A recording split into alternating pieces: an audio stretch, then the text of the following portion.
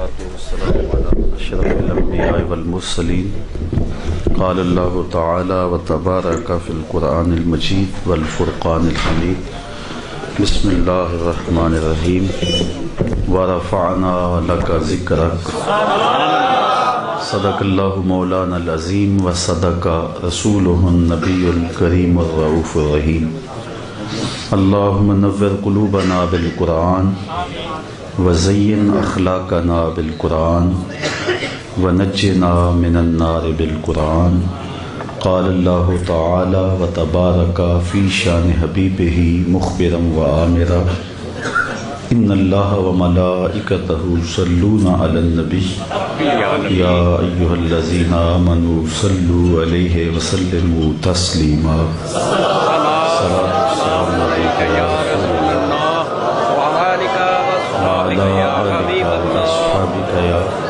محبوب رب العالمین۔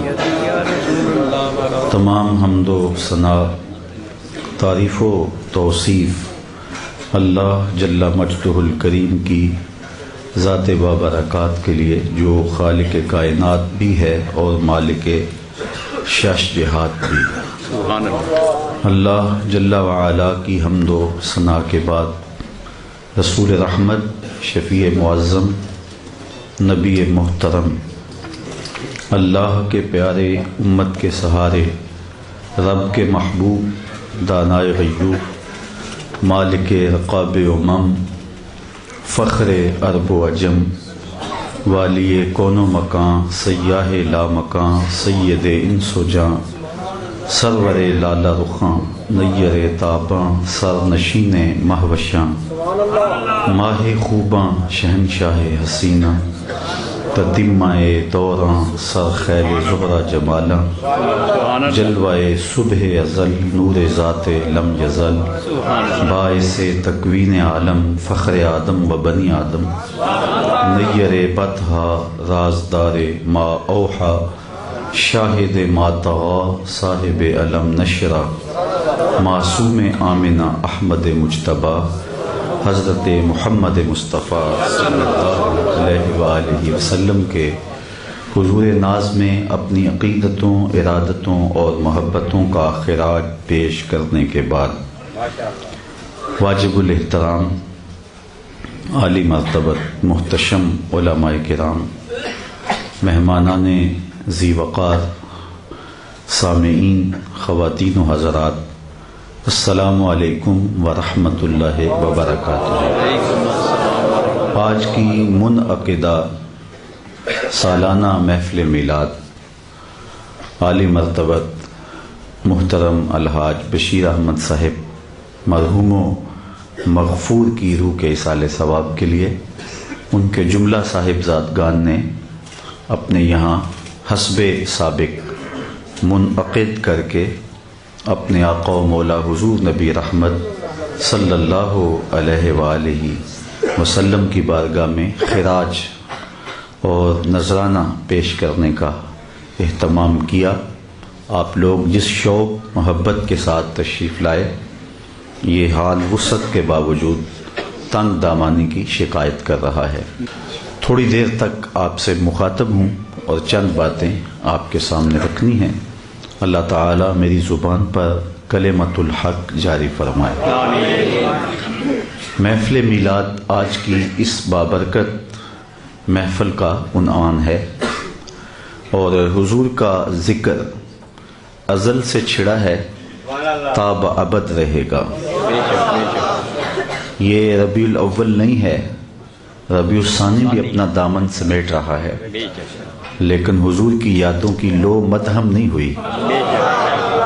مغرب کے چند اوباشوں نے الٹی ٹیڑھی لکیریں تراش کر کے یہ سوچا تھا کہ ہم پیغمبر حسن و جمال کی عظمت کو گھٹا لیں گے اور ان محبتوں کو سینوں سے محو کر دیں گے، لیکن زمانہ دیکھ رہا ہے کہ کائنات کا ایک ایک گوشہ درود و سلام سے مہک رہا ہے۔ عرش پہ تازہ چھیڑ چھاڑ، فرش پہ طرفہ دھوم دھام، کان جدر لگائیے تیری ہی داستان۔ گھر گھر تذکرے میرے حضور کے ہیں، اور ہر لب پہ نعتیں میرے محبوب کی ہیں۔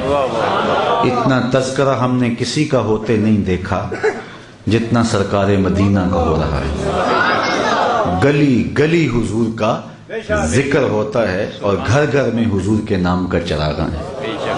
کائنات کا ایک ایک گوشہ حضور کے ذکر سے منور ہے اور اہل ایمان حضور کے ذکر سے اپنے قلب اور روح کی تسکین کا سامان کرتے ہیں۔ اور سچی بات یہ ہے کہ حضور کے نام سے سینے میں ٹھنڈ پڑتی ہے۔ ایک پنجابی شاعر ہے ڈاکٹر اسحاق، اس کا مجھے ایک شعر یاد آ گیا، تینو سینے دی میں ٹھنڈ آکھاں، تینو سینے دی میں ٹھنڈ آکھاں، شہد گلاب تے کھنڈ آکھاں۔ اور یہ انور مسعود صاحب کا شعر ہے، اس نے کہا تھا کہ یہ ویسے مزاحیہ شاعر ہیں لیکن نعت لکھنے پہ آئے تو انہوں نے اس عنوان سے بھی کمال کر دی۔ ان کا نام لبوں پر آئے، میٹھا میٹھا منہ ہو جائے، ان کے بول بہاروں جیسے اور اصحاب ستاروں جیسے، ان سا پیارا اور نہ کوئی، ان سے بچھڑ کے لکڑی روئی، جب وہ سیر کو جایا کرتے سر پہ بادل سایہ کرتے۔ وہ محبوب ہیں، وہ شانوں کے مالک ہیں۔ یہ چند گندے لوگوں نے الٹی ٹیڑھی لکیریں تراش لی اور کہا یہ خاکے ہیں پیغمبر حسن کے۔ میاں خاکے تو خاکیوں کے ہوتے ہیں، جو پیکرے نور ہو اس کے خاکے کون تراش سکتا ہے؟ اللہ نے تو اپنے محبوب کا سایہ بھی نہیں بنایا، اور جس کا سایہ نہیں اس کا ثانی کیسے ہو سکتا ہے؟ حضرت شیخ احمد مجدد الفسانی علیہ رحمہ لکھتے ہیں کہ سایہ شے از شے لطیف ترس، کسی چیز کا سایہ اس شے سے زیادہ لطیف ہوتا ہے، اور آقا کریم سے زیادہ لطیف کائنات میں شے ہی کوئی نہیں۔ بس سایہ چے مانا دارت، لہذا سایہ کیسے ہو سکتے ہیں؟ یار کوئی خاکے کیا تراشے۔ ایک جملہ کہنے لگا ہوں، آپ کی توجہ ہو، کوئی خاکے کیا تراش سکتا ہے؟ محبوب جیسا دوسرا تو رب نے بھی کوئی نہیں بنایا۔ خدا نے وہ سچائی پن چھڑیا جدے وچ محمد نو ٹالیا سی، حسینہ جمیلہ دا منہ موڑ دیتا، محمد بنا کے قلم توڑ دیتا۔ یہ جو کچھ ہو رہا ہے یہ امتحان ہمارا ہے۔ چاند کی طرف منہ کر کے تھوکنے لگ جائیں سارے، یہ 10 لاکھ لوگ اکٹھے ہوئے نا، میں کہتا ہوں 10 کروڑ بھی اکٹھے ہو جائیں اور سارے کھڑے ہو کے فرانس پہ چاند کی طرف تھوکیں، تو کیا چاند کی نوری کرنیں میلی ہو جائیں گی؟ اس کی روشنی مدھم پڑ جائے گی؟ کیا ہوگا؟ تھوڑی دیر کے بعد وہ تھوکا اپنے منہ پہ گرے گا، ساروں کے منہ گندے ہو جائیں گے، لیکن چاند پھر بھی چمکتا رہے گا۔ یہ بکواس کرنے والوں کے اپنے منہ گندے ہو گئے ہیں، ان کی شکلیں بگڑ گئی ہیں۔ وہ رشدی کہتا ہے کہ میں جس کمرے میں رہتا ہوں تو وہ ہر طرح سے محفوظ ہے، سیکورٹی کے حصار ہیں، لیکن چڑیا بھی روشن دان پہ آ کے پر مارے نا تو مجھے خوف لگتا ہے کہ کوئی یہاں سے نہیں گھس رہا، تو بند اور محفوظ کمرہ بھی مجھے قید خانہ لگ رہا ہے۔ تمہاری پوری زندگی زندان بن جائے گی، قید خانے بن جائیں گے اگر تم نے میرے پیغمبر کی توہین میں زبان کھولی تو۔ اور مصطفیٰ کریم کا نام کل بھی روشن تھا، حضور کا نام آج بھی روشن ہے، اور کائنات کا ایک ایک گوشہ حضور کے ذکر سے مہک رہا ہے، چمک رہا ہے۔ خدا کی قسم کائنات کے ایک ایک گوشے میں جتنا ذکر میرے حضور کا ہوا کسی کا ہو رہا ہے؟ جدھر جائیں انہی کے طرز کریں، باتیں انہی کی ہیں، نعتیں انہی کی ہیں۔ سر شام سے آپ بیٹھے ہوئے ہیں، گھر گھر ایک دن میں کئی جگہ پہ تو میرے جیسا نکما شخص بھی حاضر ہوتا ہے، اور جو عالی مرتبہ علماء ہے پتہ نہیں وہ کتنے کتنے بڑے خطابات اجتماعات سے کرتے ہیں، لیکن سارے خطبے، ساری تقریریں، ساری نعتیں، سارے ادیب، سارے اہل علم آخر میں ہاتھ جوڑ کے کہتے ہیں تیرے اوصاف کا ایک باب بھی پورا نہ ہوا، زندگیاں ختم ہوئیں اور قلم ٹوٹ گئے۔ وہ تو اتنی شانوں کا مالک ہے، کوئی حد ہے ان کے عروج کی؟ بلغ العلا کمال ہی، لوگ تو پہنچ نہیں سکتے ان عظمتوں کو، رفتوں تک کسی کی پرواز نہیں ہو سکتی۔ اعلی حضرت بولے خرد سے کہہ دو کہ سر جھکا لے، خرد سے کہہ دو کہ سر جھکا لے، گماں سے گزرے گزرنے والے، یا خود پڑے ہیں جہت کو لالے، کوئی کیا بتائے کدھر گئے تھے، سراغ عین و متا کہاں تھا، نشان کیف و الا کہاں تھا، نہ کوئی ساتھی نہ کوئی راہی، نہ سنگ منزل نہ مرحلے تھے، کمان امکان کے جھوٹے نکتوں تم اول آخر کے پھیر میں ہو. محیط کی چال سے پوچھو کدھر سے آئے کدھر گئے تھے, کوئی حد ہے ان کے عروج کی بلاغل اولاب کمال. تو چاند کی نوری کرنیں میلی نہیں ہو سکتی, حضور کا ذکر مدم نہیں ہو سکتا, اس لیے کہ حضور کے ذکر کے فروغ کا ذمہ میرے رب نے لیا ہے. میری عمر 42 سال ہو رہی ہے اور میں 5-6 سال کا تو ہوں گا جب میں نے ہوش سنبھال لیا تھا. تو ان 35 سالوں میں نے دیکھا ہے کہ ہر اچھی قدر پامال ہو گئی ہے. میرا تعلق ایک دیہات سے ہے اور ہوتا یہ تھا کہ ایک شخص کی بیٹی پورے گاؤں کی بیٹی ہوتی تھی, لیکن اتنا زمانہ بدلا کہ اب حالات یہ ہیں کہ جس کی بیٹی ہے اسی کی بیٹی ہے. تو آپ نے جو کم از کم میری عمر کے لوگ ہیں انہوں نے دیکھا ہوگا کہ کتنی اچھی قدریں تھیں جو پامال ہو گئی ہیں, اور جو بوڑھے بزرگ ہیں وہ تو کتنی خوبصورت قدریں دیکھ چکے ہیں. تو آج احساس ختم ہو گیا, مروت دم توڑ گئی, بھائی چارے ٹوٹ گئے, غرض کی دنیا آ گئی, اور حیا ختم ہو گیا, غیرت ختم ہوگی, بڑوں کا احترام ختم ہو گیا. تو ہم نے جب سے ہوش سنبھالا ہے یہی دیکھتے آ رہے ہیں کہ اچھی قدریں زوال پذیر ہیں اور نیچے جا رہی ہیں. لیکن ایک بات ہم نے دیکھی ہے کہ ہر شے نیچے جا رہی ہے, رسول اللہ کا ذکر اوپر جا رہا ہے. آخر یہ کیوں ہے کہ ہر قدر تو نیچے جا رہی ہے, ہر قدر تو نیچے جا رہی ہے, لیکن رسول کریم کا ذکر اوپر جا رہا ہے. کیوں؟ اس لیے کہ اچھی قدروں کو بحال رکھنا یہ ہماری ذمہ داری تھی, ہم نہیں نبھا سکے تو قدریں زوال پذیر ہو گئیں. اور حضور کے ذکر کا جھنڈا اونچا رکھنا یہ رب کا ذمہ کرم تھا, اس لیے اس نے اپنی ذمہ داری کو نبھایا اور محبوب کا ذکر ہر گھڑی, ہر لمحہ, ہر آن اونچا ہوتا چلا جا رہا ہے. اور یہ ذکر کبھی رکے گا. وَرَفَعْنَا لَكَ ذِكْرَكَ کا سایہ رب نے محبوب کے سر کے اوپر تان دیا, اور کبھی بھی یہ ذکر کم ہو سکتا جدا ذکر خدا بلند کرے کیڑا جمعہ اس نو بند کرے. اس ذکر دا حافظ آپ خدا, پڑھو لا الہ, خود اللہ نے حفاظت اپنے ذمہ کرم پہ لیے. تو حضور کا ذکر اونچا ہی اونچا ہے. تو یہ جو کچھ ہوا ہے, جو ہو رہا ہے, یہ پھر کیوں ہو رہا ہے؟ یہ میرا اور آپ کا امتحان ہے. یہ رسول کی عظمت کو کوئی گھٹا نہیں سکتا ہے, لیکن امتحان ہے میرا, امتحان ہے آپ کا. ہمارے سینوں سے وہ دولت بیدار جسے عشق رسول کہتے ہیں وہ چھیننے کی سازش کی گئی ہے. صلیبی جنگوں میں جب ناکامی ہوئی تو کچھ لوگوں نے بیٹھ کے سوچا کہ یہ کیسے لوگ ہیں کہ کسی میدان میں ہم ان کو شکست نہیں دے سکتے, اور اگر کبھی ایسا ہوا بھی کہ کسی عددی برتری کی وجہ سے اور ان کی باہمی کمزوری کی وجہ سے ہم نے ان کو توڑ دیا, تو ہوتا یہ ہے کہ جب جمعیتیں منتشر ہو جاتی ہیں اور قومیں اور قدریں پامال ہوتی ہیں اور قوموں کے اخلاقیات کو بگاڑ دیا جاتا ہے, اور کوئی بھی قوم جب اپنا تشخص قائم نہیں رکھ پاتی تو دوبارہ پنپ نہیں سکتی. دنیا کے اوپر بڑی بڑی تہذیبیں آئیں, لیکن جب تہذیبیں الٹ کے رکھ دی گئی تو وہ تہذیب دوبارہ سر نہیں اٹھا سکی. روما کی تہذیب تھی, آل ساسان نے 3150 سال ایران پہ حکومت کی, لیکن آج اس کے نشانات بھی آپ کو نہیں ملیں گے. مصر کی تہذیب تھی, یونانی تہذیبیں تھیں, جب دم توڑ گئیں تو وہ تہذیبیں دوبارہ اٹھ نہیں سکی ہیں.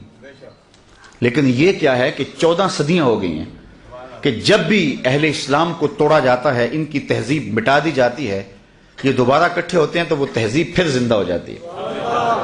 تو وہ کون سی قوت ہے جو ان کو مرنے نہیں دیتی, جو ان کو پھر اسی مرکز کے اوپر لا کے کھڑا کر دیتی ہے؟ اور یہ ناقابل تسخیر ہیں. آج بھی پوری دنیا کے لوگ, پوری دنیا کی طاقتیں اکٹھی ہو کے آ جائیں, ہماری پاک آرمی سے لڑ کے دکھائیں.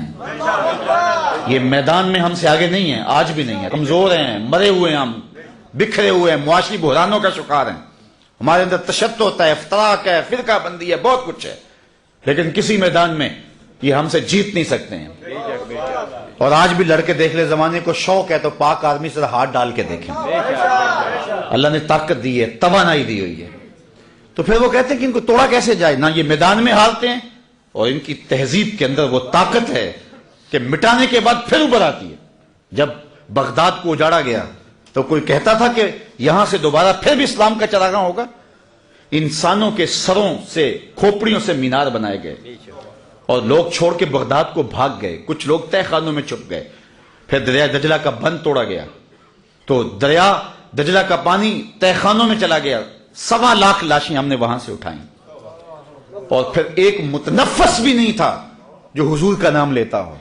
وہ روس البلاد، وہ شہروں کی دلہن، اجڑا پڑا تھا، لاشیں پڑی تھیں، اور وہاں منگولوں کا قبضہ تھا، اور وہاں تاتاری دندناتے پھرتے تھے۔ کوئی نہیں کہتا تھا اس بغداد میں دوبارہ بھی اسلام کا چراغ روشن ہوگا، کوئی دیا دوبارہ بھی جلے گا، لیکن تاریخ بتاتی ہے کہ پھر ایک منگول شہزادہ اسلام کے دامن میں آتا ہے، اور وہ ارغون خان، جو تلواریں اسلام کو مٹانے کے لیے نکلتی ہیں، وہی تلواریں پھر اسلام کی سربلندی کے لیے میدان میں آتی ہیں، اور اللہ مدد فرماتا ہے، اور پھر وہی بغداد دوبارہ اسلام کا مرکز بنتا ہے۔ اقبال کہتا ہے کہ تو نہ مٹ جائے گا ایران کے مٹ جانے سے، نشائے میں کو غرض نہیں پیمانے سے۔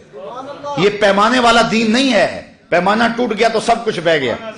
یہ شراب ایسا نشہ ہے، اقبال کہتا ہے، جو اسلام کی شراب میں ناب ہے، جو شراب مستی چڑھانے والی، الست کی مستیاں چڑھانے والی، یہ ایسی شراب ہے، یہ کسی پیمانے کی محتاج نہیں ہے۔ یہ گلاس میں ڈال کے پیو گے تو پھر بھی نشہ وہی چڑھے گا، پیالے میں ڈال کے پیو گے تو پھر بھی نشہ وہی چڑھے گا۔ تمہارے پاس کوئی پیمانہ بھی نہ ہو، تم اس کو ہاتھ میں چلو میں لے کے پیو گے تو پھر بھی نشہ وہی چڑھے گا، کیونکہ اس کے اندر کشش ہے، اس کے اندر فطرت کے اندر اللہ نے زور رکھا ہوا ہے۔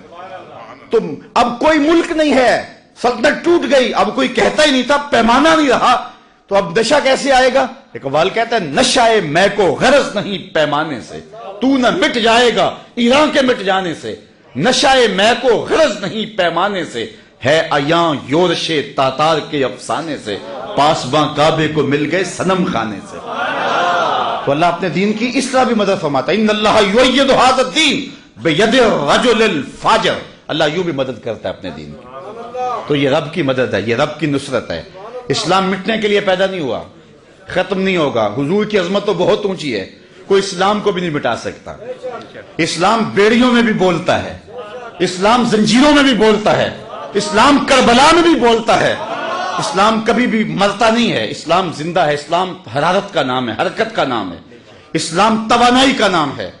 یہ امتحان ہمارا ہے۔ انہوں نے چاہا یہ کہ جنگوں میں یہ ہارتے نہیں ہیں، اور یہ لٹ کر کے بھی آباد ہوتے ہیں، اور یہ لوگ، ان کی تہذیبیں ہم مٹا دیں پھر بھی ابھر آتی ہیں، تو کون سی چیز ہے جو ان کو کھڑا کر دیتی ہے؟ انہوں نے تجزیہ کیا، تو ان کے تھنک ٹینکس نے کہا کہ ان کے اندر ایک دولت ہے جو انہیں مرنے نہیں دیتی، اور وہ ہے حب رسول کی دولت۔ تو پھر یہ منصوبہ بنایا گیا کہ ان کے سینے سے حب رسول نکالا جائے، اور پھر اس پر عمل شروع ہوا۔ میں یہ جو بات کہہ رہا ہوں جذبات میں نہیں کہہ رہا ہوں، آپ تاریخ پڑھ لیں۔ معتزلہ، اندیہ، ادریہ، لا ادریہ، اور جتنے بھی فرق ماضی میں ہوئے ہیں، مرجیہ، جتنے بھی ہوئے ہیں، ان کی جو بحثیں ہیں، علم کلام کی کتابیں، اگر علماء یہاں موجود ہیں طلباء، وہ جانتے ہیں ہماری شرح عقائد نصفیہ، شرح مقاصد وغیرہ، یا جتنی بھی بڑی علم کلام پر مشتمل کتابیں ہیں، ان میں یہ مسائل پڑھائے جاتے ہیں کہ خلق قرآن کا مسئلہ پڑھایا جاتا ہے، اس پر بحث ہوئی کسی زمانے کے اندر۔ حرام کیا رزق ہے یا نہیں ہے، اس پر معتزلہ کے ساتھ بحث ہوئی۔ جبر و قدر کے مسئلے پر بحث ہوئی، اور دیگر مسائل پہ بحثیں ہوتی رہی۔ وہ مسائل ایسے تھے، اور یہ اختلافات امت میں پیدا ہوتے، بعد میں اختلافات پاٹ بھی دیے جاتے، اور وہ ملتیں ختم ہو جاتی، وہ وجود مٹ جاتے جو اختلاف لے کر آئے ہوتے۔ آج معتزلہ کا آپ نے نام بھی نہیں سنا ہوگا، لیکن ایک زمانہ تھا باقاعدہ 3 حکمران، بنو عباسیہ کے دور کے 3 حکمران ان کے زیر اثر رہے ہیں، حکومت وقت پر بھی اثر تھا ان کا۔ کچھ لوگ اتنے غنڈے اور بدماش ہو جاتے ہیں اور ان کے اثرات ایسے ہوتے ہیں کہ حکومتیں بھی دبتی ہیں ان سے، کیونکہ حالات ایسے ہوتے ہیں، اور آج بھی ہم دیکھ رہے ہیں۔ تو یہ ایسی صورتیں ہوتی ہیں کہ حکومتیں مجبور ہو جاتی ہیں۔ 3 خلافتیں باقاعدہ معتزلہ کے زیر اثر رہی ہیں، جو اتنے پاورفل تھے، آج ان کا نام بھی کئی لوگوں نے میری زبان سے سنا ہوگا، چونکہ وہ ان مسائل پہ آئے تھے، ان چیزوں پہ آئے تھے کہ بعد میں جو ہے وہ ان کا وجود ختم ہو گیا، اور وہ امت کھڑی ہو گئی۔ اب انہوں نے سوچا کہ اب ان کو ایسے مسئلے میں الجھا دیا جائے جن سے ان کے سینے سے ایمان کی حرارت چھین لی جائے۔ تو ان مسائل پر پھر بات نہیں چھڑی۔ آپ تاریخ پڑھ لیں، سلطنت عثمانیہ کو توڑنے کے لیے جو پلاننگ کی گئی، مسٹر ہیمفر کی یادداشتیں کیلیفورنیا کی یونیورسٹی میں موجود ہیں، اب تو وہ چھپ کے جو ہے وہ دستیاب بھی ہیں، بلکہ اس کا اردو ترجمہ بھی دستیاب، آپ سب اس کو پڑھیں تفصیل سے۔ میں صرف ایک بات کرنا چاہ رہا ہوں، انہوں نے چاہا یہ کہ ان کے سینے سے حضور کی محبت کو نکالا جائے۔ اور اگر آپ کی توجہ ہو، میں مزاج رکھتا ہوں کنائے کا، میں صراحت سے بات کرنے سے تھوڑا سا کتراتا ہوں۔ بلاغت کا اصول ہے الکنایۃ ابلغ من السری، جو کنایا ہوتا ہے وہ سری سے زیادہ بلیغ ہوتا ہے۔ تو جب اختلاف ڈالے گئے تو امت مسلمہ میں بالخصوص جب فرقے بنے بر صغیر پاک و ہند میں، تو سب سے پہلا فتنہ آپ ڈھونڈے، تاریخ میں پڑھیں، آپ بھی تو پڑھیں نہ، دیکھیں کہ سب سے پہلا فتنہ کیا تھا۔ یہ خاکے آج نہیں تراشے گئے، سب سے پہلے جبہ و دستار والے ایک شخص کو خریدا گیا اور اس نے فتویٰ دیا، خدا تو اتنی شان کا مالک ہے، اگر چاہے تو آنے واحد میں کروڑوں محمد بنا ڈالے۔ یہ اعلیٰ حضرت کے دور کی بات نہیں، یہ اعلیٰ حضرت سے پہلے کی بات ہے، یہ بات کہی گئی۔ اور پھر کون اٹھا شخص کے مقابلے میں؟ علامہ فضل حق خیر آبادی۔ انہوں نے کتاب لکھی امتناع النظیر، اور اس میں ثابت کیا کہ دوسرا محمد ممکن ہی نہیں ہے، اور اس کتاب کی تصویب اور تائید کی علامہ اقبال نے، اور اقبال نے تائید میں شعر لکھا کہ رخ مصطفیٰ ہے وہ آئینہ کہ اب اس سا دوسرا آئینہ، نہ کسی کی بزم خیال میں نہ دکان آئینہ ساز۔ تو یہ فتنہ اس وقت کا شروع ہوا ہے، اب وہ جدید دور کے اندر وہ خاکوں کی صورت میں آ گیا، اور یہ تحریک تھی حضور کے پیار کو، حضور کی محبت کو سینوں سے نکالنے کی۔ علامہ اقبال نے اس دور میں اس چیز کو محسوس کیا اور اپنے ایک دوست کو خط لکھا، اور اس خط میں لکھا کہ اس وقت سب سے بڑا مسئلہ یہ ہے کہ سینے اس پیار سے خالی کیے جا رہے۔ عہد ما ماراز ما بیگانہ کر، از جمال مصطفیٰ بیگانہ کر۔ اقبال نے کہا ہمارا عہد ہم سے ظلم کر رہا ہے، اور وہ کیا کر رہا ہے؟ ہمارے سینے حضور کے پیار سے خالی کرنا چاہتا ہے۔ اب اس کا حل کیا ہے؟ تو آج کی اس محفل میلاد میں وہ 3 نکاتی فارمولہ جو اقبال نے دیا تھا وہ میں آپ کے سامنے رکھنا چاہتا ہوں مختصراً، چونکہ گرمی کی شدت ہے، میں بھی پسینے سے چراغور ہو گیا ہوں، لیکن میں صرف آپ کی توجہ، میری باتیں شاید کوئی نئی باتیں نہیں ہوں گی، لیکن ان حالات کے تناظر کے اندر آپ ان کو غور سے سنیں بھی، اور میری آرزو یہ ہے کہ اس کی تبلیغ بھی آگے کریں۔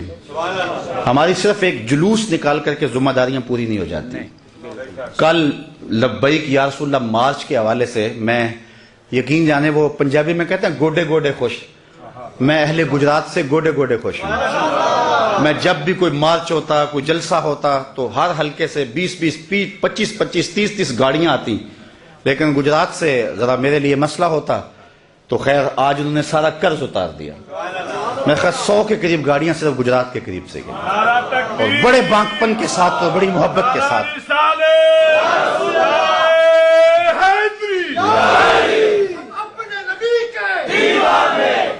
اور الحمدللہ جو لوگ گئے ہیں انہوں نے دیکھا کہ یہ پاکستان کی تاریخ کا شاید سب سے بڑا مارچ تھا۔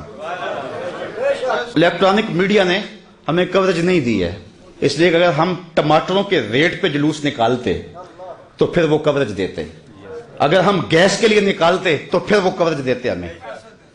یہ ہم نام محمد کے لیے نکالا، اور 97% میڈیا کے اوپر یہودیوں کا قبضہ ہے، اس لیے ہمیں کوئی دکھ نہیں، ہمیں پہلے توقع یہ تھی، ان سے یہی ہمیں توقع تھی۔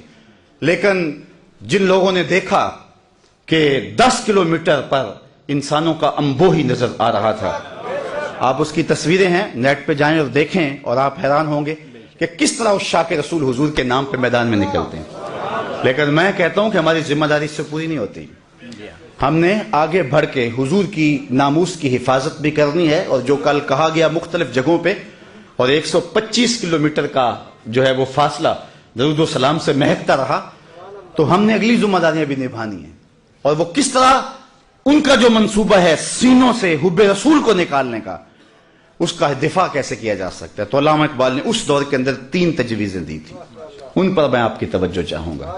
اقبال نے کہا کہ وہ چاہتے ہیں کہ ہمارے سینوں سے حضور کا پیار نکالا جائے، اس کا حل، اس کا جواب یہ ہے کہ ہم 3 کام کریں۔ سب سے پہلا کام ہم نے یہ کرنا ہے کہ اپنی اولادوں کو کثرت کے ساتھ حضور پہ درود پڑھنا سکھانا ہے، یہ ہم نے کام کرنا ہے، اپنی اولادوں کے سینوں میں درود ڈالنا ہے۔ میں جانتا ہوں کہ ہم جب لوگ چھوٹے تھے تو اس وقت محافل نعت کا رنگ کیا ہوتا تھا. میں نے ظہوری صاحب کو سنا ہے کہ جب وہ نعت پڑھ رہے ہوتے تھے آنکھوں سے آنسو برس رہے ہوتے تھے. قاری زبیر رسول صاحب کو میں نے سنا ہے کہ جب وہ نعت پڑھتے تھے تو اشک برس رہے ہوتے تھے. میں نے خالد صاحب کو کہا کہ حسنین خالد صاحب کو بلاؤ، اس لیے کہ جب یہ نعت پڑھ رہے ہوتے ہیں تو یہ عجیب کیف میں ڈوبے ہوتے ہیں. اور آج تو نئی نسل یہ نہیں دیکھ رہی. ہم نے جب محافل نعت دیکھی تھی تو اس وقت اشکوں کی برسات ہوتی تھی اور عشق سینے میں پیدا ہوا. اور آج آرٹسٹ اسٹیجوں کے اوپر آ کر کے مختلف رنگوں کے پٹکے باندھ کے اور عورتوں جیسے لباس پہن کے اور برستے نوٹوں کے اندر جو کچھ کر رہے ہیں اس سے عشق رسول پیدا نہیں ہوتا. اس لیے آپ کی نسل کو زیادہ ضرورت ہے کہ ان پر محنت کریں کہ ان کے اندر حب رسول پیدا ہو، کیونکہ آپ نے جن کو دیکھا ہے ان لوگوں نے ان کو نہیں دیکھا. اس طرح جن علماء کو آپ نے سنا ہے، ہم نے سنا ہے، جب وہ بولتے ہوتے تھے لگتا تھا ان کی پشت پہ رسول اللہ کی تائید کا ہاتھ ہے. اور کیا آج اسٹیجوں کے اوپر ڈانس نہیں ہوتے؟ آج لطیفے نہیں سنائے جاتے؟ آج کیا رسول اللہ کے دین کا تماشا نہیں بن گیا؟ اگر آپ ناراض نہ ہوں تو کیا آج مولوی اپنے خطبے بیچ نہیں رہے؟ 40 ہزار کی تقریریں بک رہی ہیں، لفظ بیچے جا رہے ہیں، خطبے بیچے جا رہے ہیں. تو یہ قوم، یہ نسل کیا سن رہی ہے؟ یہ تو بدل ہو رہی ہے دین سے. اس لیے ماں باپ نے سنبھالنا ہے اس نسل کو. تیسری بات، ہم نے جن پیروں کو دیکھا تھا جب ان کے سامنے جاتے تھے تو ہمارے دل ڈولتے تھے کہ جو دل میں خطرہ آتا ہے شیخ کی نگاہ اس پہ ہوگی. لیکن اب پیر کی نگاہ دل پہ نہیں، دل کے اوپر لگی ہوئی جیب پر ہے. تو آج پیر خود جو ہے وہ طالب زر بن گیا. تو اب نہ تو پیر میں وہ روپ نظر آیا، نہ مولوی میں وہ روپ نظر آیا، نہ نعت خواں میں وہ روپ نظر آیا. تو مجھے بتاؤ کہ یہ نئی نسل کہاں سے دین لے گی؟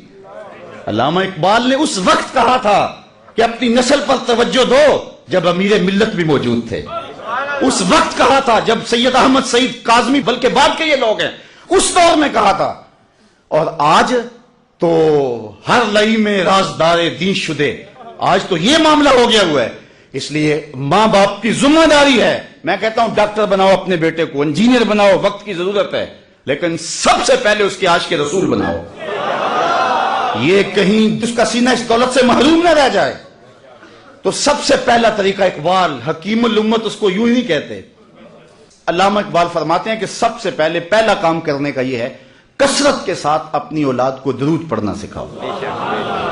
کسی نے اقبال سے خود پوچھا کہ تیرے لہجے میں یہ مٹھاس کہاں سے آ گئی، رس کہاں سے آ گئی؟ جو اہل نقد ہیں، یہاں شعراء بھی موجود ہوں گے، وہ غالب کو اقبال سے بڑا شاعر مانتے ہیں، لیکن جو عزت اقبال نے پائی وہ غالب کا مقدر نہیں بن سکا. تو کسی نے اقبال سے پوچھ لیا کہ تیرے شعروں میں یہ حسن کہاں سے آیا؟ تو اس نے کہا 1.25 کروڑ مرتبہ میں نے حضور پہ درود پڑھا ہے.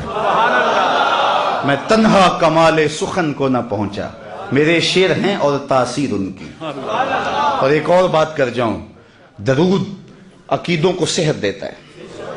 آج 73-72 فرقے ہیں نا، تو سمجھ نہیں آتی جائیں کدھر. آدمی جو ہے وہ پریشان ہو جاتا ہے جب ہر بندے کی زبان پہ قرآن ہو، ہر بندے کی زبان پہ حدیث ہو، اور ہر بندہ اپنی جانب کھینچ رہا ہو. تو مجھے بتائے کیسے پہچانا جائے گا کہ ان میں اچھائی پہ کون ہے اور برائی پہ کون ہے؟ عام آدمی تو نہیں پہچان سکتا. سب ایک نے علم کلام تو نہیں پڑھا ہوا ہوتا.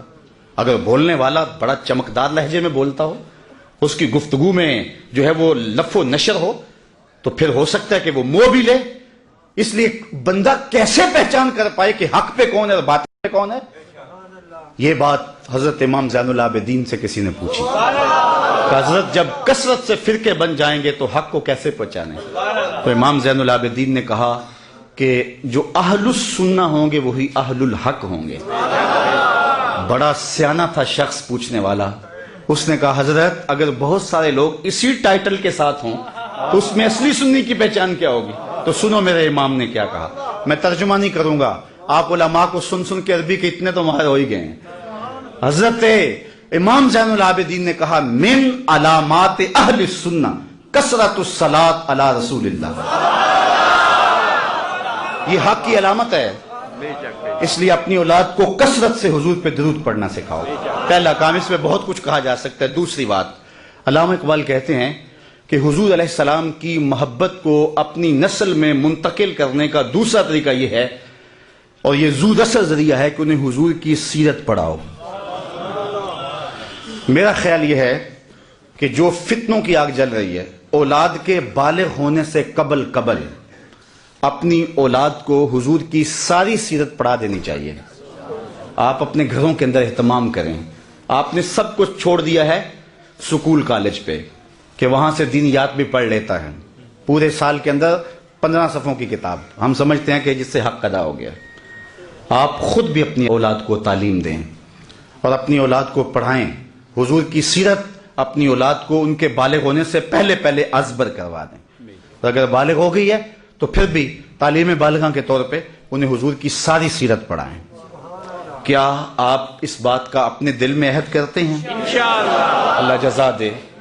چونکہ سیرت کے ذکر سے صاحب سیرت سے پیار پیدا ہوتا ہے۔ ایک اور بات کہنا چاہتا ہوں، سیرت اور تاریخ میں فرق ہے۔ سیرت اور تاریخ میں فرق ہے۔ تاریخ جب لکھی جاتی ہے واقعات لکھ دیے جاتے ہیں، اس کے نتائج کیا ہوتے ہیں تاریخ دان کا یہ ذمہ نہیں ہوتا۔ اس نے واقعات لکھنے، یہ ہوا یہ ہوا یہ ہوا یہ ہوا، اب اس کا یہ مطلب ہوتا ہے کہ میں نے تاریخ لکھ دیا، دیانت سے لکھ دیا۔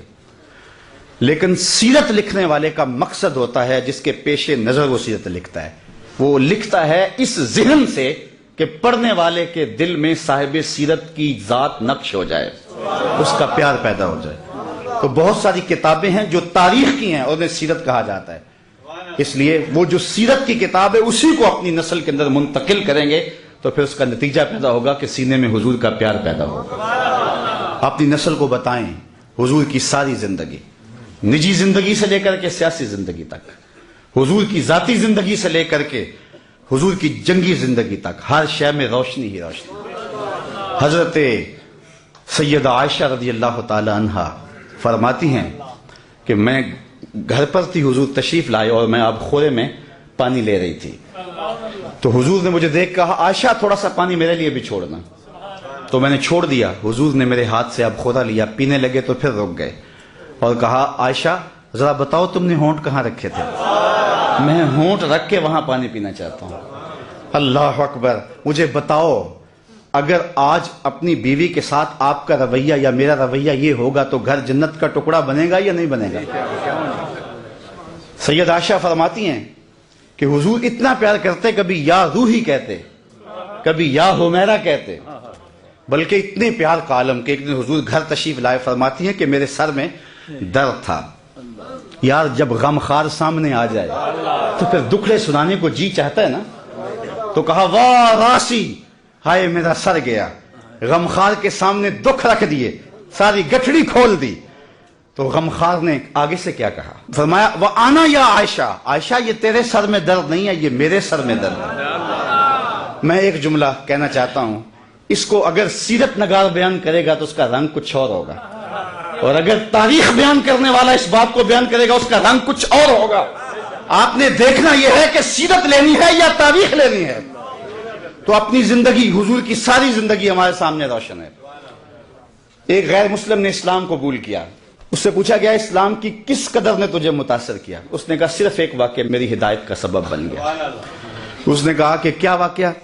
کہا ایک دن مجلس حضور کی لگی تھی، لوگوں کا ہجوم تھا، ایک شخص اٹھ کے کھڑا ہوا، حضور میرا بیٹا کئی دنوں سے گم ہے، مل نہیں رہا، آپ دعا کر دیں مل جائے۔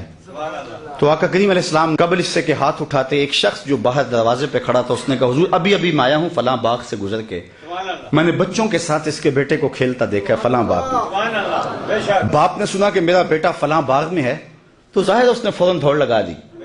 تو آقا کریم علیہ السلام نے فرمایا اسے بلایا گیا، کہا بہت جلدی ہے؟ جی حضور آپ جانتے ہیں کئی دنوں سے بچھڑا ہوں، اس کی ماں الگ تڑپ رہی ہے، میں الگ بے چین ہوں، کئی دن سے کھایا کچھ نہیں، جب خبر ملی ہے تو بہت جلد بچے سے ملنا چاہتا ہوں۔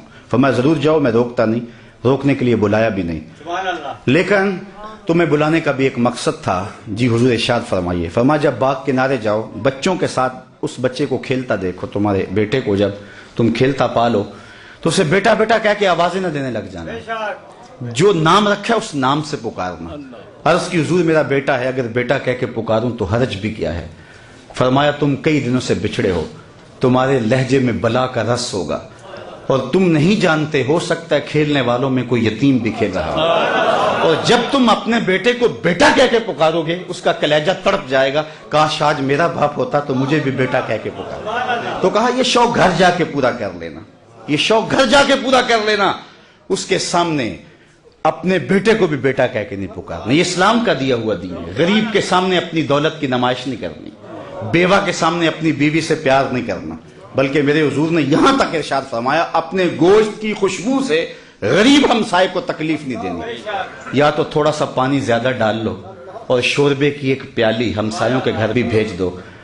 اگر ایسا نہیں کر سکتے تو پھر ایسے زاویے میں وہ کھانا پکاؤ کہ غریب کے بچوں تک اس کی خوشبو نہ پہنچے۔ بچے ہیں ضد کر بیٹھے اور انہوں نے اپنے غریب باپ سے تقاضا کر لیا، تو بوڑھا باپ کیسے آرزو ان کی پوری کرے گا؟ وہ کیا کسی نے کہا تھا نا، اسی ڈر سے وہ بچوں کو دوپہر میں سلا دیتی ہے گلی میں پھر کھلونے بیچنے والا نہ آ جائے۔ تو کہا حضور کی نزاکت قلبیہ کا لحاظ رکھنا کہ یتیم کے سامنے اپنے بیٹے سے بھی پیار نہ کرنا، اس کو بیٹا کہہ کے نہ پکارنا، کہا یہ چیز میرے اسلام لانے کا سبب ہوا۔ میں ابھی 2 ہفتے قبل وہاں عرب امارات میں گیا تو وہاں ایک ہندو لڑکا تھا گیان، تو اس کے جو رومیٹ تھے انہوں نے ان کو بیانات کے کلپ سنوانے شروع کر دیے۔ اس کا دل نرم ہوا، تو میں نے جہاں جمعہ پڑھانا تھا تو وہاں اس کو لے آئے، تو وہ باہر بیٹھ گیا مسجد سے باہر، گفتگو سننے لگا۔ تو میں نے جو گفتگو کی تو اس میں حضور کی سیرت کا عنوان تھا، تو میں نے یہ واقعہ سنایا۔ میں واقعہ سنا تو وہ اٹھ کے اندر آ گیا اور اس نے کہا مجھے اسلام میں داخل کر لو۔ تو میں نے کہا کہ آج بھی حضور کی سیرت میں اتنی چمک ہے، اتنی روشنی ہے، اگر ہم کسی ڈھب سے اس کو بیان کریں نا تو آج بھی جو دلوں کے اندر ایمان کے تخم ڈال سکتی ہے۔ تو اقبال کہتا ہے کہ حضور کی سیرت بیان کرو، اس میں تمہاری اولاد کے سینے میں حضور کا پیار پیدا ہوگا۔ تیسری بات علامہ اقبال کہتے ہیں کہ حضور کا حسن و جمال بیان کرو۔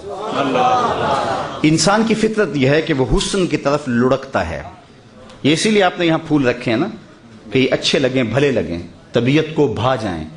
حسن جہاں بھی ہوگا، جس روپ میں بھی ہوگا، وہ متاثر کرے گا، وہ کاکل دراز میں ہو، وہ لب و رخسار میں ہو، وہ قد رانا میں ہو، وہ غزالی آنکھوں میں ہو، وہ تیر جیسی مشغاں میں ہو، وہ تتلی کے پروں میں قدرت کی سنائی کی صورت میں ہو، وہ حسن پھوٹتے جھرنوں میں ہو، بہتی ندیوں میں ہو، کوئل کے لہجے میں ہو، معصوم بچے کی مسکراہٹ میں ہو، جہاں بھی ہوگا حسن متاثر کرے گا۔ اقبال کہتا ہے جب طے شدہ ہے کہ انسان فطرتاً حسن پسند ہے تو آؤ نہ پھر اس کو اس کی چوکھٹ پہ لے چلے جہاں حسن بھی پانی بھرتا ہے، جہاں عشق بھی غلامی کرتا ہے، اس حسینہ ماہ خوبہ کی چوکھٹ پہ لے چلیں۔ تو اقبال کہتا ہے کہ حضور کے حسن کا تذکرہ سنائیں گے تو پھر اس کے سینے میں حضور کا پیار پیدا ہو۔ اس عنوان سے صرف ایک حدیث اور میری گفتگو اختتام تک پہنچ جائے گی۔ صحابہ میں سب سے آخر میں جس شخص نے وصال کیا ہے اس کا نام ہے حضرت ابو طفیل رضی اللہ تعالی عنہ۔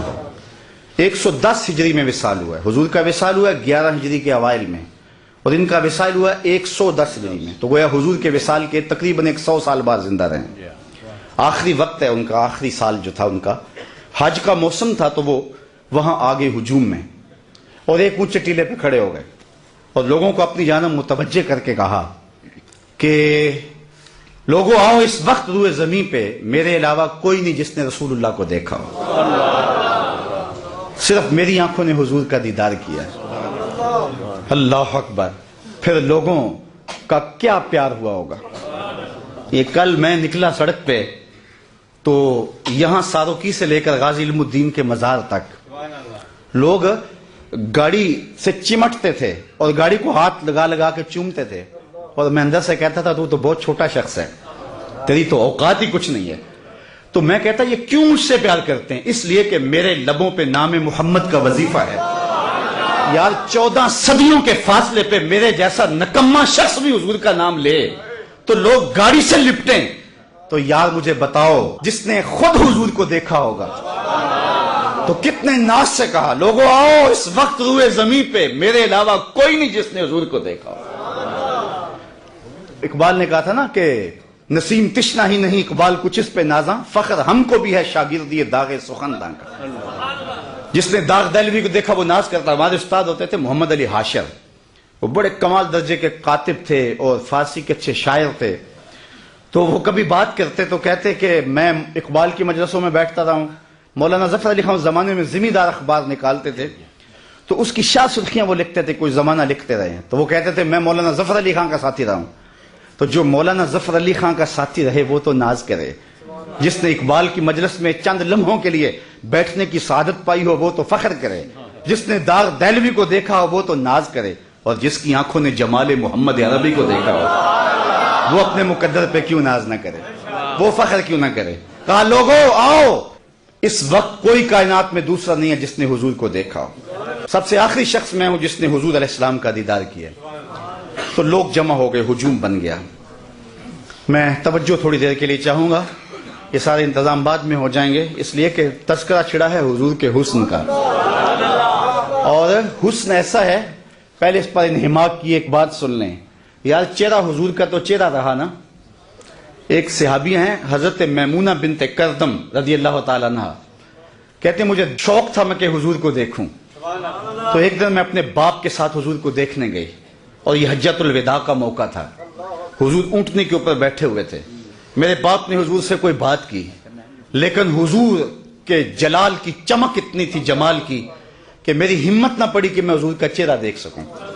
تو کہتی لوگوں میں نے حضور کا چہرہ تو نہیں دیکھا، لیکن میں نے حضور کے پاؤں دیکھے ہیں۔ اور پھر فرماتی ہیں ما نسیتو فی ما نسیتو طول اصبعہ، کہتے ہیں حضور کے مبارک پاؤں کی جو انگلیاں ہیں، ان میں جو انگوٹھے کے ساتھ والی انگلی ہے، فرماتی ہیں آج تک میں اس کی لمبائی کے حسن کو نہیں بھول سکتی۔ یار جس کے پاؤں کی انگلی کا حسن محو کر دیتا ہے اور ساری زندگی نشہ ہی نہیں اترتا، اس کے چہرے کے جمال کی کیفیت کیا ہوگی۔ ایک شاعر نے کہا قدموں پہ جبیں کو رہنے دو، قدموں پہ جبیں کو رہنے دو، چہرے کا تصور مشکل ہے۔ قدموں پہ جبیں کو رہنے دو، چہرے کا تصور مشکل ہے، جب چاند سے بڑھ کر ایڑی ہے رخسار کا عالم کیا ہوگا۔ حضرت ابو طفیل نے کہا لوگو سنو، اس وقت روئے زمین پہ میرے علاوہ کوئی نہیں جس نے حضور کو دیکھا ہو۔ لوگ ہجوم کر کے جمع ہوئے، حج کا موسم تھا، حج کے مسائل پوچھے ہوں گے۔ جو لوگ حج پہ جاتے ہیں انہیں تجربہ ہے کہ ہر بندہ حج کے مسائل پوچھتا پھرتا ہے، زندگی میں پہلی بار گیا ہے، اگر ہر سال بھی جاتا ہو تو پھر بھی سال کے بعد گیا ہے۔ عید کے موقع پہ ہر سال مولوی صاحب کو عید کا طریقہ بتانا ہی پڑتا ہے، اس لیے کہ سال کے بعد آئی ہے۔ تو حج کے ایام میں یہ ہوتا ہے، ہر بندہ حج کے مسائل پوچھتا ہے۔ تو ایک صحابی مل گیا ہے، تابعین نے پوچھا ہوگا کہ حضور نے حج کیسے کیا، منا میں کیسے گئے، عرفہ میں قیام کیسے کیا، حضور علیہ السلام نے عرفات میں قیام کیسے کیا، مزدلفہ میں قیام کیسے کیا، رمی جمال کیسے کیا، لیکن تاریخ کا جواب نفی میں ہے۔ کسی نے حج کا مسئلہ نہیں پوچھا، کہا صف لنا رسول اللہ صلی اللہ علیہ وسلم، تم نے حضور کو دیکھا ہے تو بتاؤ حضور کا چہرہ کیسا تھا، حضور کی آنکھیں کیسی تھی، آنکھوں میں مازاق کے ڈورے کیسے تھے، زلفیں کیسی تھی، حامیم کے کنڈل کیسے تھے، صف لنا رسول اللہ صلی اللہ علیہ وسلم۔ تو حضرت ابو طفیل نے 3 لفظوں میں حضور کا حلیہ بیان کیا، اور وہ آپ یاد کرنا چاہیں تو یاد ہو سکتا ہے، وصاف بن جائیں حضور کے۔ علماء نے لکھا ہے جو شخص حضور کا حلیہ بیان کرے لوگوں کے دل میں اس کے لیے جگہ بن جاتی، لوگ اس سے پیار کرنے لگ جاتے ہیں۔ ہر بندہ چاہتا نا میں ہر دل عزیز بن جاؤں، تو میں آپ کو بتاتا ہوں، اگر نسخہ بتا رہا ہوں، وہ سنیاسی بابے تو ساتھ لے کے نسخہ مر جاتے ہیں، لیکن میں آپ کو نسخہ دے کے جا رہا ہوں۔ اگر چاہتے ہو کہ ہم ہر دل عزیز بن جائیں، حضور کے حسن کے قصیدے پڑھا کرو، لوگ تم سے پیار کریں گے۔ تو حضرت ابو طفیل نے 3 لفظوں میں حضور کا حلیہ بیان کیا، یاد کر لیں۔ کان رسول اللہ صلی اللہ علیہ وسلم ابیض ملیحا مقصدا، ایک تو چٹے رنگ کے تھے، حسن نمکین تھا، ہر معاملے میں توازن تھا۔ 3 لفظوں میں حضور کا متوازن، سوا صدر والبطن، پیٹ اور سینہ برابر، پیٹ اٹھا ہو سینہ اندر ہو حسن ختم ہو جاتا ہے، سینہ آگے نکلا ہو پیٹ چپکا ہو تو یہ بھی حسن کو زائل کر دیتا ہے، سینہ اور پیٹ برابر ہو تو یہ اعتدال ہے۔ ابل الذرائین والسعدین والزندین، کلائیاں حضور کے مبارک، کندھے مبارک، حضور کے بازو سب برابر تھے اور جو ہے موزونیت کے ساتھ بڑے تھے۔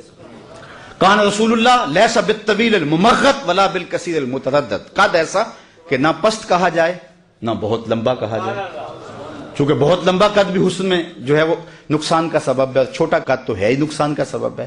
حضور درمیانی قد و قامت کے حامل تھے، لیکن ایک شان اللہ نے اپنے محبوب کو یہ بھی دی تھی کہ لمبے لمبے قد والے صحابی بھی تھے۔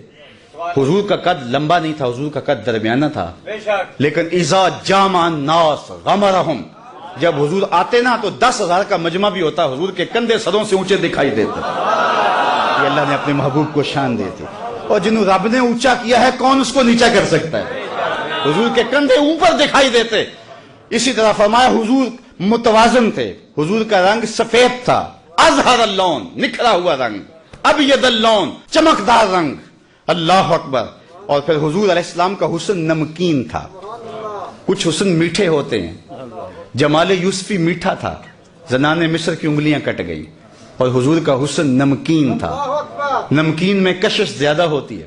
شاہ ولی اللہ محدث دہلوی فرماتے ہیں میرے والد نے حضور کو خواب میں دیکھا اور یہی سوال پوچھا، حضور حسن صبی کی نسبت حسن ملی کے اندر کشش زیادہ ہوتی ہے، اور آپ نے خود کہا ہے انا املا ہو واقعی یوسف اسبہ ہو، میں نمکین حسن والا ہوں، میرا بھائی یوسف میٹھے حسن والا تھا، لیکن وہاں انگلیاں کٹ گئی، یہاں کوئی ایسا واقعہ پیش نہیں آیا، تو اس کی کیا وجہ ہے جبکہ حسن ملی زیادہ پرکشش ہوتا ہے؟ تو حضور نے جواب کیا دیا، جمالی مستور عن اعین الناس غیرۃ من اللہ، اے عبد الرحیم، اللہ نے غیرت محبت کی وجہ سے میرے حسن کو لوگوں کی نظروں سے چھپا دیا۔ کوئی محب نہیں چاہتا کہ میرا کوئی محبوب دیکھے۔ قتیل شفائی تو یہاں تک آگے بڑھ گیا کہ اس حد تلک بڑھ گئی ہے بے اعتمادی کہ تجھ کو تجھ سے بھی چھپانا چاہتے ہیں۔ وہ کہتا ہے میرا جی چاہتا ہے میرا یار آئینہ بھی نہ دیکھے، خود بھی اپنے آپ کو نہ دیکھے، تو کہا میرا حسن لوگوں کی نظروں سے چھپا کے رکھا گیا ہے۔ چھپے ہوئے حسن کا عالم ہے کہ حسان بن ثابت کہتے ہیں فلما نظرت الی انوارہ فودعت کفی علی عینی خوفا من ذہاب بصری، جب میں حضور کے جمال کو دیکھتا تو آنکھوں پہ انگلیاں رکھ کے انگلیوں کی اوٹ سے دیکھتا کہ حضور کے جلووں کی چمک سے میری آنکھوں کی بینائی نہ جاتی رہی۔ یہ کون کہہ رہے ہیں؟ حضرت حسان۔ اور حضرت حسان کون ہے؟ شاعر۔ اور آپ جانتے ہیں شاعر حسن دیکھنے میں بڑا دلیر ہوتا ہے، اور حسن بھی چھپا ہوا، دیکھنے والا بھی شاعر، اور پھر بھی آنکھوں پہ انگلیاں رکھ کے دیکھے۔ اگر یہ حسن بے نقاب ہوتا تو کیا ہوتا؟ وہ اگر جلوہ کرے تو کون تماشائی؟ یہی بہتر ہے کہ وہ پردے میں روح پوش رہے، وہ اگر پردہ اٹھا دے تو کسے ہوش رکھے۔ حسن یوسف پہ کٹی مصر میں انگشت زنا، سر کٹاتے ہیں تیرے نام پہ مردان عرب۔ ایک طرف حسن ہے، یہ تضاد کا شعر ہے، صنعت تضاد کا، اور میں اہل ادب میں یہ بات کی ہے۔ عام مجمع میں بات کرنا اور بات ہے، اہل سخن میں بات کرنا اور بات ہے۔ میں نے اہل سخن کے سامنے کہا ہے کہ میں نے ولی دکنی سے لے کے غالب اقبال تک تقریباً شعراء کو چلو پڑھا نہیں تو چکھا ضرور ہے، میں نے پورے اردو ادب کے ذخیرے میں اردو میں تضاد کا ایسا دوسرا شعر نہیں دیکھا۔ تضاد یہ ہوتا ہے کہ شاعر ایک مصرے میں ایک لفظ لاتا ہے، دوسرے مصرے میں اس کی ضد لاتا ہے۔ اگر دن کا تذکرہ ہے تو رات کا ہے، اگر اندھیرے کا تذکرہ ہے تو اجالے کا ہے، تضاد لاتا ہے۔ یہاں بھی تضاد ہے، اور ایک تضاد نہیں، دو تضاد نہیں، تین تضاد نہیں۔ ذرا حسن دیکھیں شعر کا، حسن یوسف پہ کٹی مصر میں انگشت زنا، 6 چیزیں ہیں۔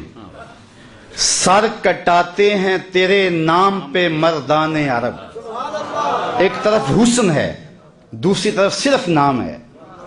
وہ حسن حضرت یوسف کا اور یہ نام میرے حضور کا، اور ادھر عورتیں اور ادھر مرد، وہ عورتیں بھی مصر کی، یہ مرد بھی عرب کے، ادھر انگلیاں ادھر سر، اور پھر آگے بڑھیں، ادھر کٹیں ماضی کی بات ہے، کٹاتے ہیں تسلسل جاری ہے، اور ادھر کٹیں اہل علم کے لیے لازم ہے، کٹیں ارادہ نہیں تھا، بے اختیاری میں کٹ گئی، ادھر کٹاتے ہیں قصد پایا جاتا ہے۔